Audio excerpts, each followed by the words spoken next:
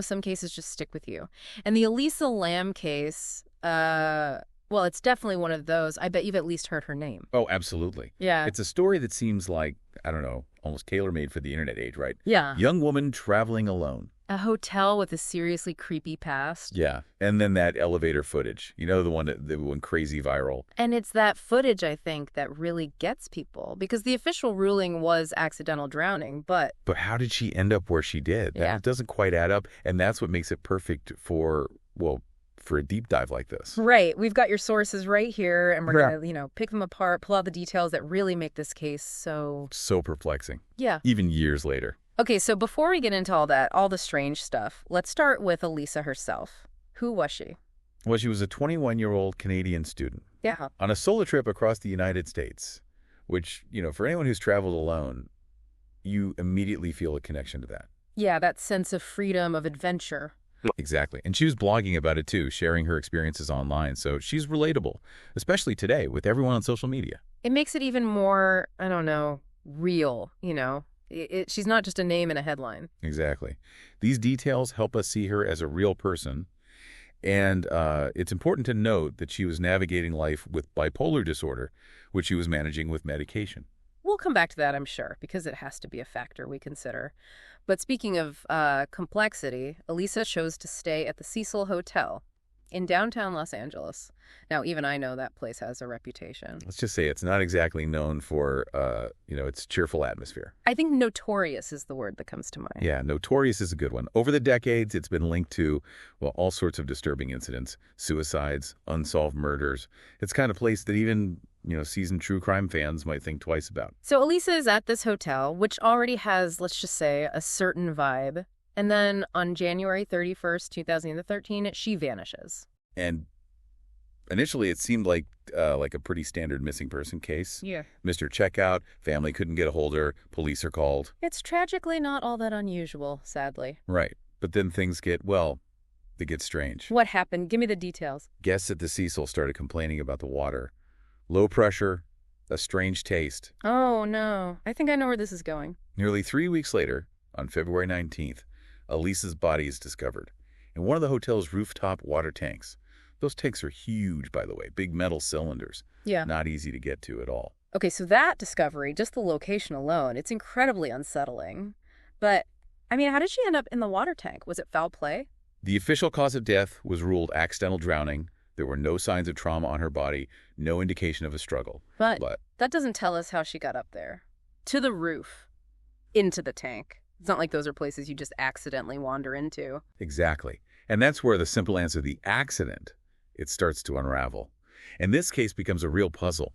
To make things even more complicated, there's security footage from the hotel's elevator. Oh, right. That elevator footage, the one that's been, analyzed to death online. Every frame scrutinized.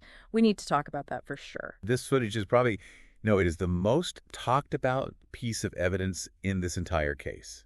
The quality's not great, grainy, black and white, but what it shows is bizarre. Okay, I'm ready. Walk me through it. What are we seeing?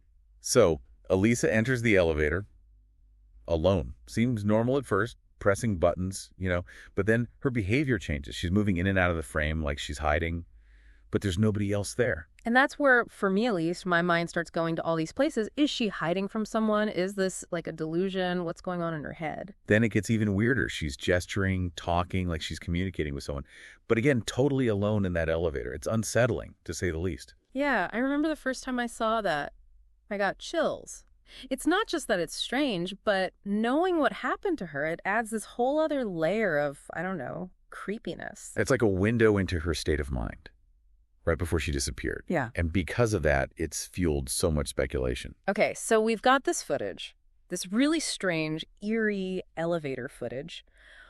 What are the main theories out there about what we're seeing, Oh, some people, they go straight to the paranormal. Yeah. Especially with the whole Cecil Hotel vibe, Right, the hotel itself has that reputation. Yeah, like she was interacting with, some unseen entity. I can see that. But before we go down that road, what about something more grounded? We know Elisa had bipolar disorder. Could it be related to that, her actions? That's a big piece of the puzzle for sure. Bipolar disorder can involve, mania, psychosis, where someone might experience delusions, hallucinations, things like that. paranoia even. So maybe she was reacting to something, but not something we can see on the footage. Exactly. Imagine that. Feeling like you're in danger, but nobody else gets it. Your actions would look strange, right? Confusing. But to you, they made perfect sense. That's such a good point. Reminds us that we can't always judge from the outside. What looks bizarre could be a symptom of, I don't know, a very real internal struggle. And that leads us to something called dissociative episodes, which can happen with bipolar disorder, too. You feel detached from reality, almost like you're watching yourself. Wow, that's a powerful image. Is that what we're seeing in the elevator, maybe? She seems so disconnected. It's a solid theory, yeah. And we got to remember, mental health is complicated. How it shows up in people, it's different for everyone. We can't say for sure what she's going through, but these possibilities, they add, layers to how we look at the case. They do, yeah. But here's where it gets even more interesting, to me at least. We've got these potential explanations for her behavior in the elevator, right? But how did she end up in that water tank? That's the million-dollar question. Even if she was having some kind of episode, how did she get to the roof? Get into the tank? That's what's baffled everyone. Okay, let's break it down. First, getting to the roof. Most hotels have security, right? To keep people out. Was that compromised somehow? Well, investigators looked into that, obviously. Security footage, staff interviews, checking for signs of forced entry. They didn't find anything solid. So, no clear path for her to get up there. What about the tanks themselves? Weren't they locked? You'd think so, right. For safety, for hygiene, you don't want people just climbing into water tanks. It's not like you just pop open a lid. So we're left with this gap. If she was alone, disoriented, how did she get past all that? It almost feels like you'd need to know the hotel pretty well to pull that off. That's the thing, and it's why some people can't let go of the idea of foul play. Maybe someone who knew the Cecil. An employee, someone with access, Okay, so we've got mental health as one explanation, but then there's the logistics of the water tank, and it makes you wonder if someone else was involved. It's that lack of a clear answer that makes this case so fascinating and frustrating. It's like, a puzzle with missing pieces. And that's where the internet goes wild. Right. All the armchair detectives, the online sleuths, this case blew up online. People love a mystery. They want to figure it out, connect the dots. And with the internet, everyone can be a detective, in a way, which is cool, but also, I don't know, kind of dangerous. Yeah. How do you separate fact from fiction? Yeah. Especially when everyone has a theory. It's important to remember in all this that Elisa was a real person with a family, people who cared about her. It's easy to forget that, when it becomes this big internet sensation. Absolutely. We can't lose sight of the human cost of this. Okay, so we've got these different theories, each with their own strengths, but also, holes. But there's another piece of this story, the Cecil Hotel itself. It's almost like another character in this whole thing. Oh, it's more than just a backdrop, for sure. Yeah. The hotel's history, the atmosphere, it all feeds into the mystery. It's so notorious, they actually tried to rebrand it. Change the name. Wait, seriously? They changed the name of the Cecil Hotel. That's like trying to rename, I don't know, the Titanic or something. They did. It's called Stay on Main now. Like they're trying to escape its past. Yeah, good luck with that. But I bet it didn't stop people from, being drawn to it. If anything, it probably made it more interesting. That's the thing with what they call dark tourism. Mm-hmm. People are fascinated by places with, dark histories. Chernobyl, Alcatraz, places like that. It's like we want to confront, I don't know, our own mortality. Or maybe it's just morbid curiosity. I think it's a bit of both.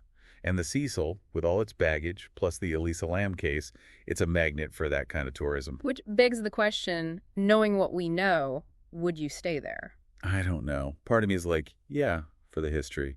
But then I think, could I sleep at night? Probably not. What about you? I'm way too much of a scaredy cat for that. I'd be seeing things in every shadow.